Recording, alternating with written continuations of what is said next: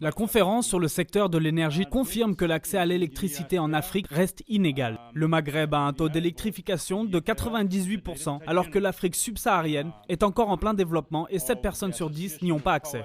Toute l'Afrique a besoin d'investir dans le secteur de l'énergie électrique, au moins 41 millions chaque année sur 10 ans avant de s'en sortir. Les pays en conflit ou politiquement instables sont les premiers à rencontrer des difficultés pour développer leur réseau électrique. Mais plus étonnant encore, certains pays qui ont enregistré une bonne croissance économique ont vu leur taux d'accès à l'électricité chuter en raison d'un boom démographique. Un pays peut être un géant minier et un nain électrique, comme nous disons.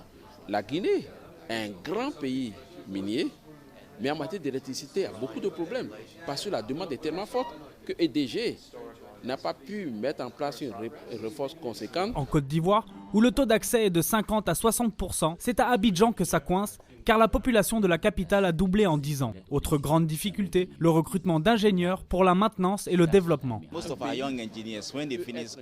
Quand ils finissent l'école, la plupart de nos ingénieurs ne veulent pas rester dans le secteur qu'ils ont choisi. Après 2 ou 3 ans, ils se dirigent vers l'économie ou la finance. Ils choisissent les institutions financières, sûrement parce qu'ils y sont mieux payés. Nous devons réfléchir à la manière de retenir nos ingénieurs.